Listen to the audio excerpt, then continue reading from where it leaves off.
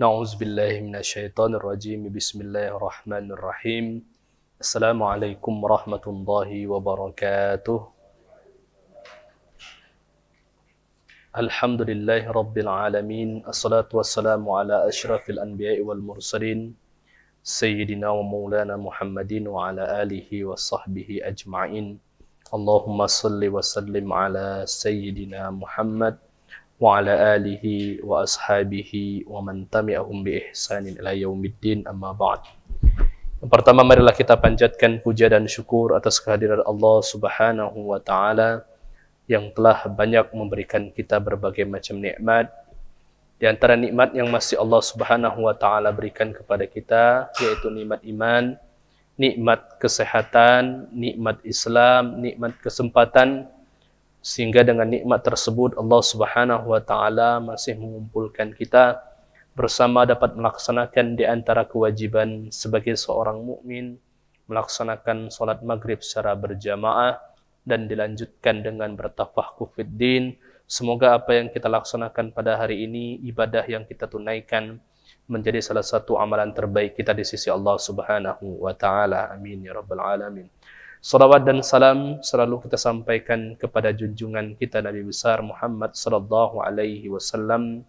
Semoga salawat yang selalu kita sampaikan, sunnah-sunnah yang selalu kita ikuti dan kita laksanakan mengiringi ibadah-ibadah yang diwajibkan, semoga menjadi bukti kecintaan kita kepada baginda Nabi sallallahu alaihi wasallam, dan dengan cinta tersebut menuntun kita, membawa kita menjadi hamba-hamba Allah, pengikut baginda Nabi yang mendapatkan syafaat di hari kiamat kelak, dan juga dapat berkumpul bersama baginda Nabi sallallahu alaihi wasallam di surga Firdaus kelak. Amin ya rabbal alamin.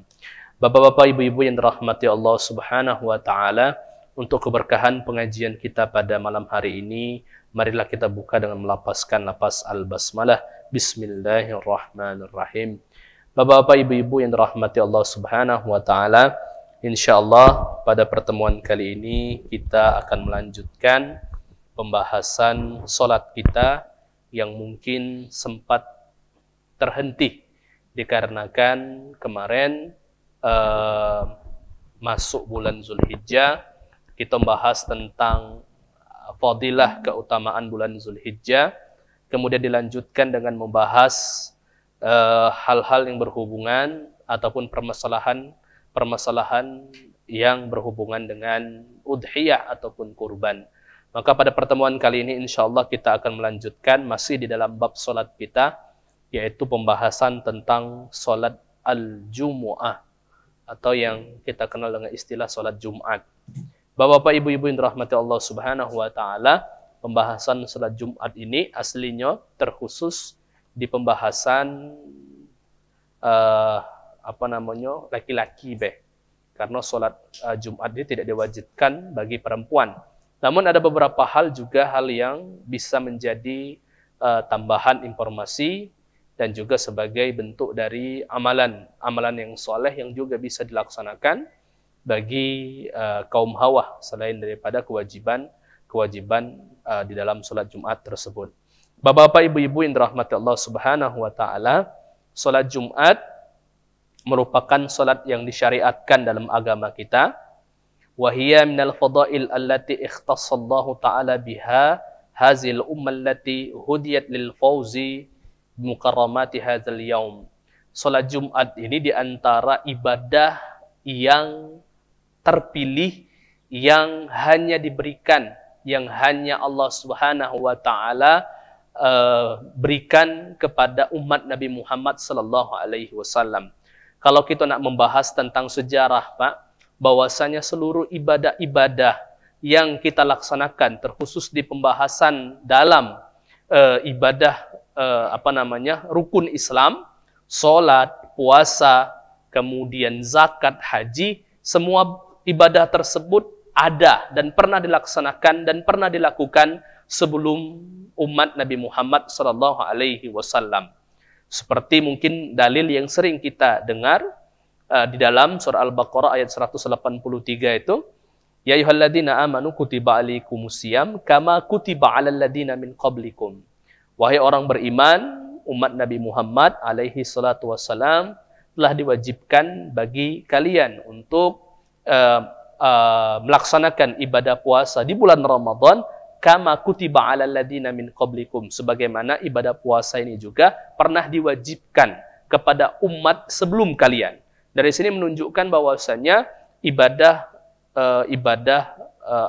puasa khususnya, atau bahkan di dalam surah Al-Baqarah bahwasanya dijelaskan Nabi Ibrahim itu pernah berdoa ya supaya anak cucu beliau, keturunan-keturunan beliau itu melaksanakan ibadah salat. Dari sini menunjukkan bahwasanya ibadah ataupun perintah khususnya, lebih khusus di dalam rukun Islam itu pernah dilaksanakan juga oleh umat-umat sebelum Nabi Muhammad SAW.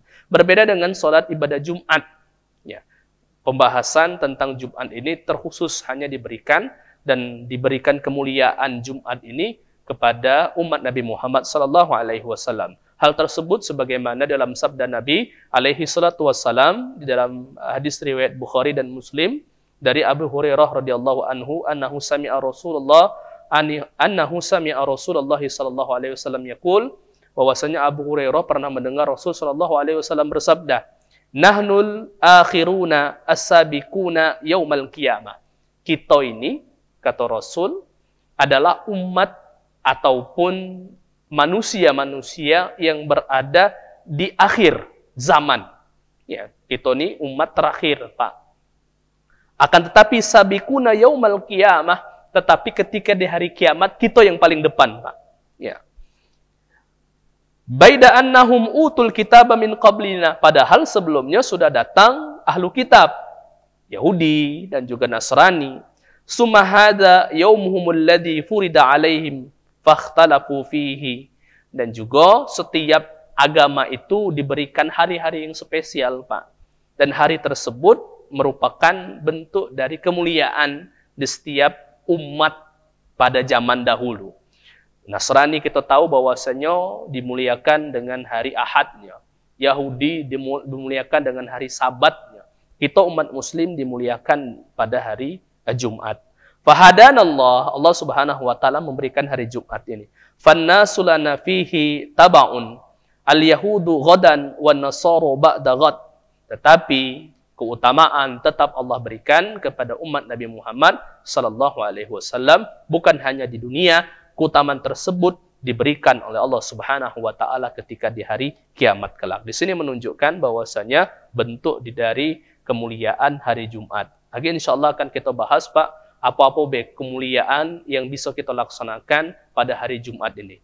Nah, sayangnya pas maghrib tadi Jumat habis. Kalau seandainya masih ada di antara kemuliaan hari Jumat, kita disunahkan untuk memperbanyak doa, dikarenakan ada waktu yang singkat yang di dalamnya ketika seorang hamba melapaskan, memanjatkan sebuah doa, maka doa itu tidak akan tertolak, alias langsung diistijabah oleh Allah Subhanahu wa taala. Cuman waktunya tidak tahu.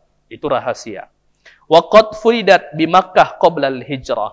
Salat Jumat ini diwajibkan ketika Rasul sebelum hijrah, ketika masih di Mekah. Illa annaha lam tuqim fihi fi Makkah li dha'fi syaukatil muslimin. Tetapi pelaksanaannya belum.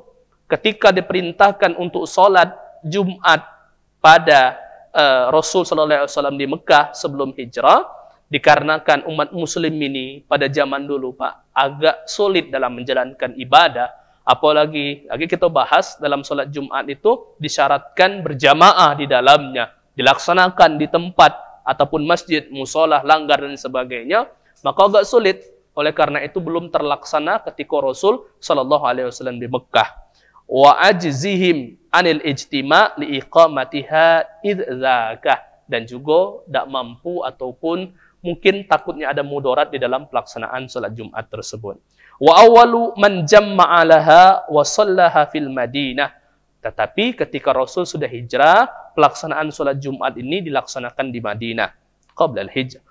Tetapi hal tersebut Rasul melaksanakan salat Jumat ini ketika di Madinah, tetapi yang melaksanakan pertama sekali bukan Rasul alaihi salatu wassalam, tetapi sahabat.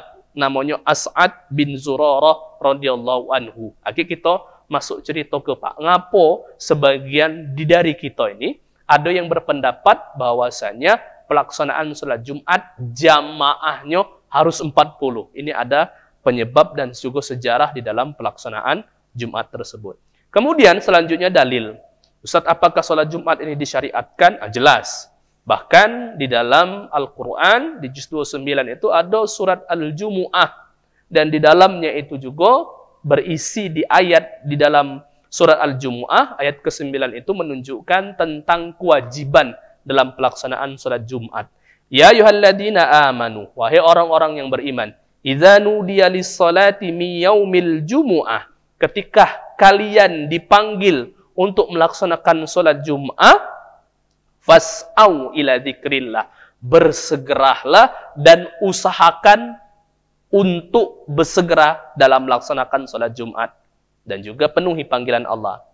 Fas'au ila dzikrillah wa darul bai', tinggalkan jual beli. Nah, di sini agak ada hukum juga, Pak, tentang apa hukumnya berjual beli ketika waktu sholat Jumat. Dan juga segala hal yang berhubungan dengan urusan duniawi. Dzalikum khairul lakum in kuntum ta'lamun. Hal tersebut apabila kalian mengetahui, itu akan lebih baik pada diri kalian. Dalam surat Al-Jumu'ah ayat ke-9. Kemudian hadis, kalau hadis banyak, Pak, banyak dan hadis yang berhubungan tentang sholat Jumat. Di antaranya hadis Abu Dawud, Ani Nabi sallallahu alaihi wasallam, al-jumu'atu haqqun wajibun ala kulli muslim. Bahwasanya sholat Jumat itu merupakan hak dan kewajiban yang harus dilaksanakan bagi seorang umat muslim. Kemudian hikmah masyru'iyatiha ataupun hikmah ngapa disyariatkan, mungkin tahulah bahwasanya salat Jumat itu merupakan salah satu bentuk bukan hanya ibadah tetapi syiar juga. Karena Pak, ketika berbicara tentang salat Jumat sepaket, Pak. Satu paket, salat Jumat itu satu paket, bukan salatnya, Bay. Tetapi salat Jumat itu ketika khatib sudah naik mimbar, malaikat melok salat Jumat, bukulah ditutup, maka mulai dari awal pelaksanaan khutbah sampai salam dalam pelaksanaan sholat Jumat, itulah disebut dengan pelaksanaan Jumat. Banyak sebagian dari kita mengatakan bahwasanya sholat Jumat itu yang penting sholatnya, khutbah tidak penting. Pada awalnya, Pak, sejarah Jumat itu seperti, Pak, sholat-sholat yang lain yang sudah kita pelajari, seluruh ibadah yang di dalamnya, seluruh sholat yang di dalamnya ada khutbah, biasanya letaknya setelah pelaksanaan sholat. Idul Fitri, sholat dulu, baru khutbah. Idul Adha, sholat dulu, baru khutbah. Istisqa, sholat minta hujan, sholat dulu, baru khutbah. Sholat, minta hujan tadi. Sholat gerhana bulan, gerhana matahari. Pelaksanaannya, sholat dulu, baru khutbah. Kecuali pelaksanaan sholat Jumat yang khutbah dulu, baru melaksanakan sholat. Di sini menunjukkan bahwasanya dulu pernah terjadi. Ya, pada zaman Nabi alaihi salatu wassalam, umat Muslim yang baru mengenal dengan agama Islam menganggap bahwasanya yang penting sholat Jumatnya, khutbahnya itu nurut beda. Bahwasanya ketika disebut dengan Jumat berarti satu paket pelaksanaan sholat Jumat, mulai dari khatib naik mimbar sampai salam terakhir di pelaksanaan sholat Jumat tersebut. Ya, maka hikmahnya apa? Ketika seorang sudah melaksanakan ibadah Jumat, selain dari memenuhi perintah Allah, maka hamba tersebut juga telah melaksanakan dan mendirikan syiar. Ya. Karena ngapa, Pak? Setiap diri kita ini memiliki setiap umat ini memiliki syiar masing-masing. Umat Islam juga harus memiliki syiar. Kalau seandainya tidak ada kewajiban tiap minggu, contoh cak sholat Jumat ini, Pak, maka kecil kemungkinan, Pak, ya, umat Muslim ataupun mungkin besar kemungkinan umat Muslim itu ada yang pergi ke masjid itu 1 tahun sekali. Ya, sholat Aid, Idul Fitri ataupun Idul Adha. Ya, tetapi disyariatkannya di antara hikmah disyariatkan sholat Jumat bagi yang laki-laki setidaknya 1 minggu sekali lah. Dia tidak, walaupun tidak tiap hari pelaksanaan sholat itu dilaksanakan di masjid berjamaah, tetapi setidaknya setiap Jumat dia hadir sholat berjamaah dengan imam dan mendengarkan khutbah yang mana di dalamnya terdapat kebaikan dan juga wasiat-wasiat serta nasihat-nasihat yang baik yang bermanfaat bagi seorang muslim tersebut. Nah, kemudian yang selanjutnya, pembahasan selanjutnya yaitu syarat seorang muslim itu diwajibkan sholat Jumat. Jadi ketika terpenuhi syarat ini, maka seorang mukmin, seorang muslim itu telah terpenuhi kewajiban untuk melaksanakannya. Berarti yang menghilang syarat ini, maka hilanglah kewajibannya. Yang pertama adalah al-Islam. Jelas, Pak. Ibadah yang berhubungan dengan contohnya sholat, puasa, rukun Islam khususnya, ibadah tersebut diwajibkan hanya bagi orang muslim. Fala tajibu wujuba mutalibati fid dunya alal kafir. Segala jenis perintah ibadah tidak diwajibkan bagi non-muslim. Jadi, jangan tidak usah diajak, Pak, ada kawan. Kita paksa untuk melaksanakan puasa, tidak usah. Karena tidak ada kewajiban bagi dia. Nah, biasanya yang galak ini, melok kawan-kawan ini, ketika pelaksanaan Ramadan, tidak apa-apa aja. Manfaat ibadah tidak didapatkan, pahala tidak didapatkan, mungkin dia mendapatkan pahala dari segi kesehatan berpuasa tersebut. Itu huwa matalibu fiha bi asasil ibadat wa ta'ati kulluha illa huwal Islam. Hal tersebut hanya diwajibkan bagi seorang yang muslim. Yang kedua, al-bulugh, baligh, fala tajibu ala sabi li'annahu ghair mukallab. Seorang yang belum mukallab, belum baligh, tidak diwajibkan. Tapi boleh tak hadir? Boleh. Ya, sebagai bentuk dari pelatihan diri untuk melaksanakan ibadah salat Jumat. Yang ketiga, al-aqlu. Al-aqlu id al-majnun ghairu mukallab aidan. Aqlu di sini adalah orang yang sehat akalnya. Kalau seandainya akalnya lagi sakit ataupun orang gila, tidak diwajibkan dan jangan dipaksa untuk melaksanakan ibadah salat Jumat karena bukan mukallab ataupun tidak dibebani kewajiban dalam melaksanakan salat Jumat. Yang keempat, al-hurriyah al-kamilah. Bebas, ya. Tidak dalam perbudakan. Zaman sekarang mungkin tidak katik, Pak, perbudakan. Tapi kami pernah dengar ceramah Ustadz Khalid Basalamah itu, beliau punya kawan, katanya di daerah Afrika itu masih ada perbudakan. Dan budaknya itu dibawanya ke Saudi, ya, ketika umroh, ketika haji. Jadi bagi siapa yang pengen membebaskan budak, itu ada budaknya yang dibebaskan. Ya, tetapi secara umum umat muslim terkhusus di Indonesia ini, perbudakan itu secara hakikat makna perbudakannya itu tidak ada. Kemudian yang kelima adalah az-zukurah, lelaki. Tidak diwajibkan bagi seorang wanita untuk melaksanakan salat Jumat. Lin syighalihinna fi auladi wa syu'unil bait. Lebih disunnahkan, lebih disyariatkan untuk ngurus anak dan juga urusan rumah. Lagi disunahkan juga, Pak, untuk wanita. Disunahkan ketika lanangnya ataupun lakinya sholat Jumat, maka bermasak, pas balik langsung makan, langsung itu disunahkan bagi seorang istri. Wa husulul masyaqqati lahunna liwujubil khudur fi waqtil makhsus wa makanil muayyin. Karena ada syarat-syarat ketentuan yang bisa memberatkan bagi seorang wanita tersebut dalam pelaksanaan, maka tidak diwajibkan Jumat itu bagi perempuan. Kemudian yang keenam, as-sihhatu al-jismiyah, sehat dari segi badannya. Ya. Fala tajibu 'alal marid alladhi yata'allamu bi huduril masjid. Tidak diwajibkan ketika tidak mampu badannya untuk melaksanakan salat Jumat. Au bin hibasihi fihi ilal inqida'is salat. Atau mungkin terkurung, terbebani, tidak bisa nian jalan, atau dipaksakan, pakai kursi roda, tapi terdapat mudarat, tidak diwajibkan bagi orang tersebut melaksanakan salat Jumat. Ya, au alladhi yazdadu mardahu shiddatun bi khudurihi. Atau ketika dia salat Jumat tambah sakit, jangan dipaksakan, salat zuhur di rumah. Au yazdadu taulan bi ayyata'akhkharu bur'ihi. Atau mungkin ketika dia bentuknya salat Jumat lama dia sembuhnya. Jadi segala hal penyakit yang bisa memudaratkan, yang membuat lama sembuhnya ketika sholat Jumat, maka tidak diwajibkan untuk melaksanakan sholat Jumat. Ya. Kemudian yang ketujuh, iqamatu bimahalil Jum'ah. Orang yang dalam perjalanan tidak diwajibkan sholat Jumat. Alias yang diwajibkan hanyalah mereka yang menetap di tempat tersebut ataupun iqamah. Ya, itu pembahasan tentang kewajiban seorang. Amun terpenuhi kewajiban tadi, Pak, maka dia sudah terpenuhi syarat, maka diwajibkan baginya untuk sholat Jumat. Jadi tanya ke Pak Amadul lanang-lanang, tidak sholat Jumat, tu jingok Pak. Muslim tidak dan, Muslim dia ni. Ya. Kemudian dalam keadaan musafir, tidak dia ni dalam keadaan musafir. Kemudian dijingok lagi syaratnya. Gila dah, tak sehat dia ni. Kemudian ini budak bukan?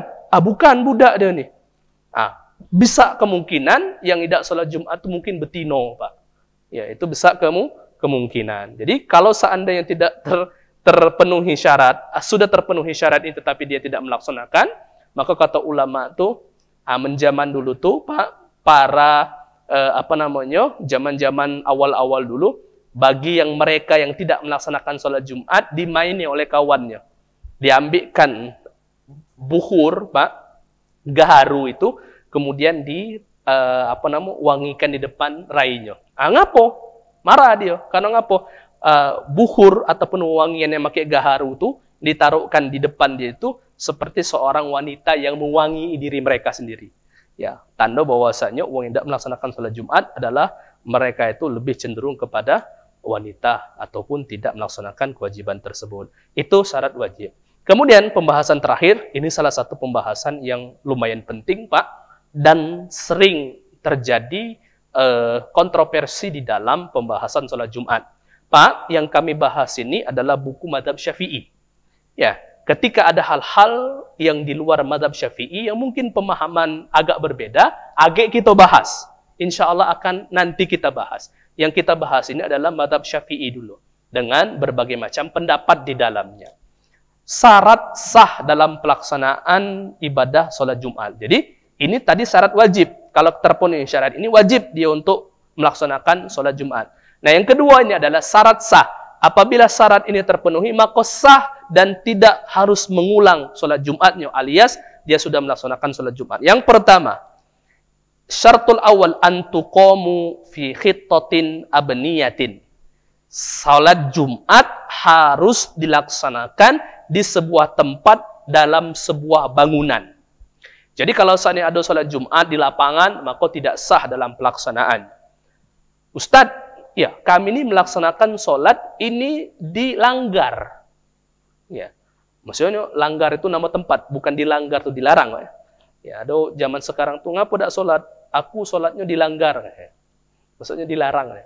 Jadi di sini pelaksanaan sholat Jumat itu nak namanya masjid, nak namanya langgar, nak namanya musola, intinya tempat tersebut bisa untuk dilaksanakan pelaksanaan sholat Jumat, baik itu di sebuah daerah, ya, ataupun di sebuah kota, maka itu syarat yang pertama harus dipenuhi. Jadi kalaupun saat ini pelaksanaan sholat Idul Fitri, Idul Adha di lapangan, ngapo sholat Jumat di lapangan, katik kami bangunan, maka belum diwajibkan bagi dia untuk melaksanakan sholat Jumat. Karena ngapo? Syarat yang pertama, tuqamu fi khittatin abniyatin.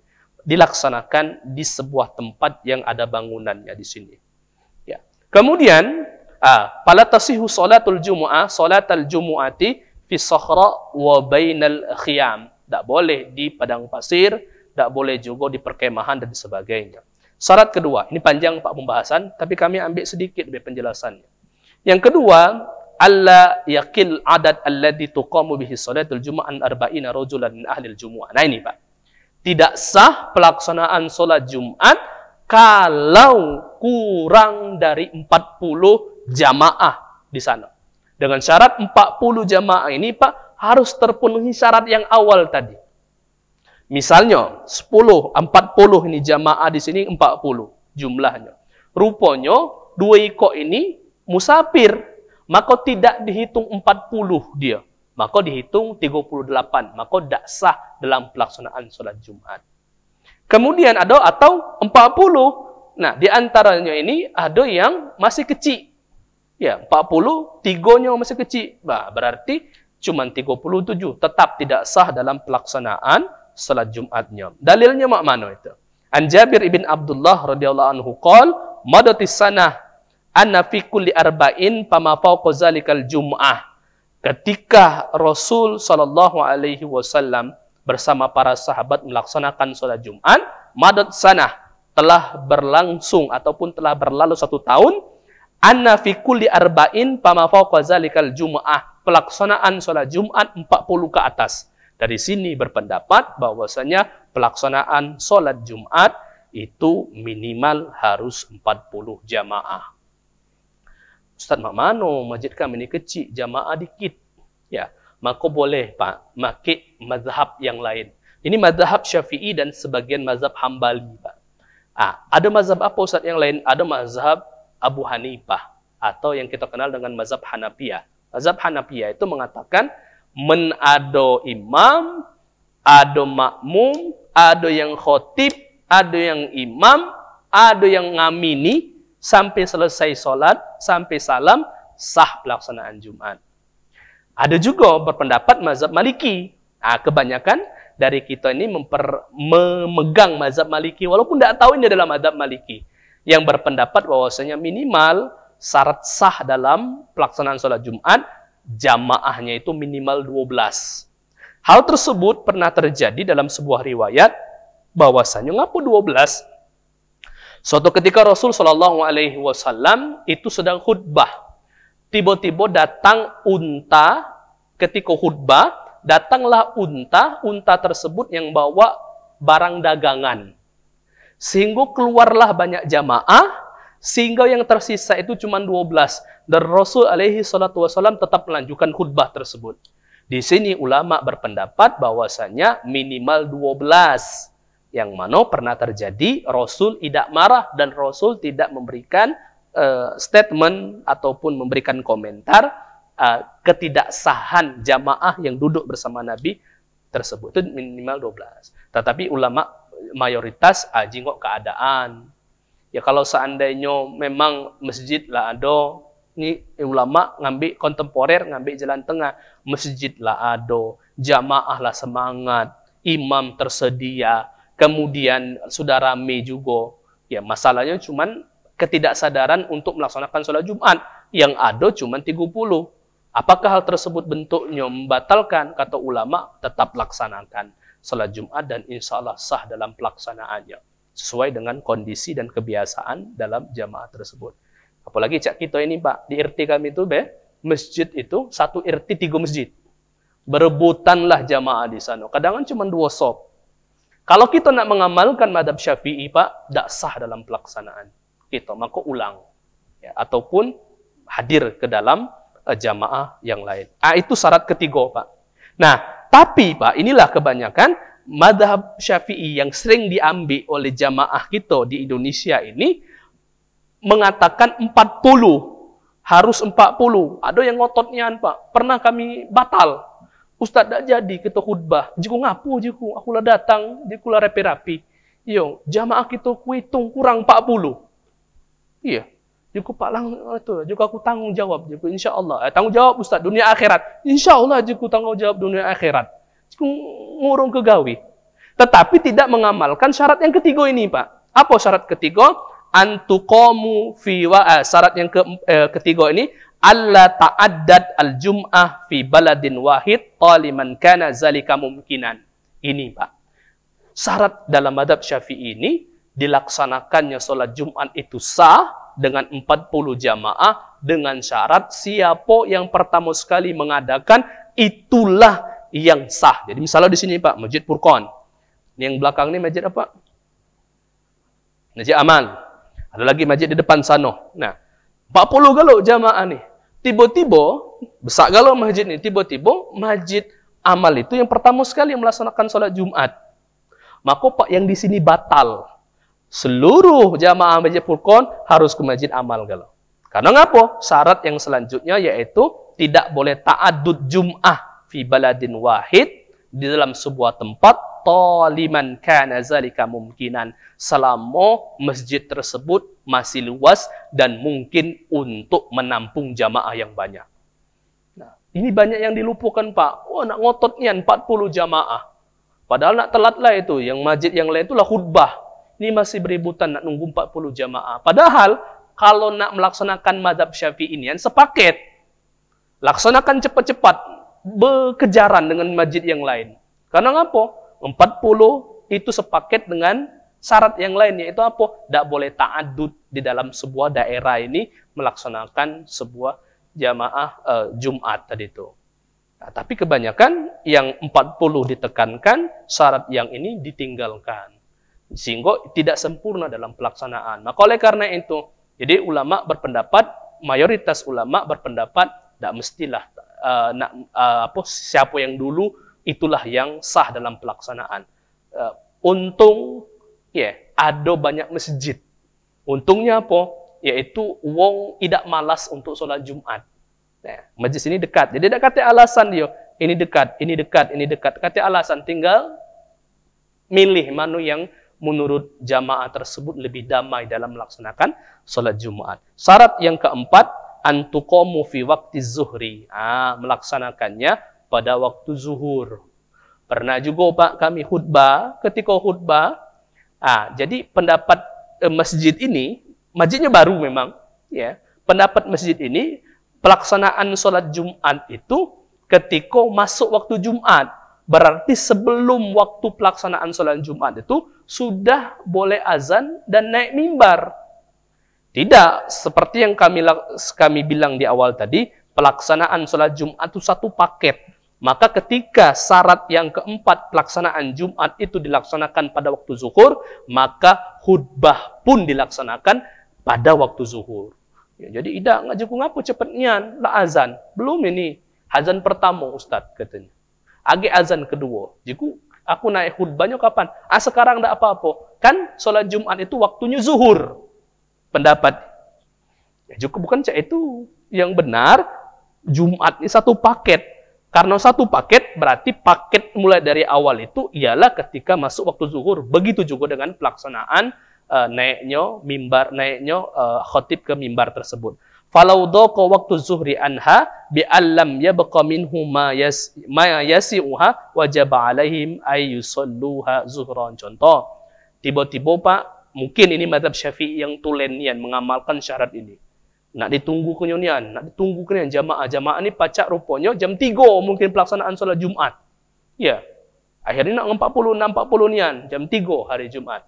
Nah, maka kalau saat ini sempat pelaksanaan khutbah dan Jumat, laksanakan. Tapi kalau tidak sempat, maka silakan laksanakan sholat zuhur. Ya.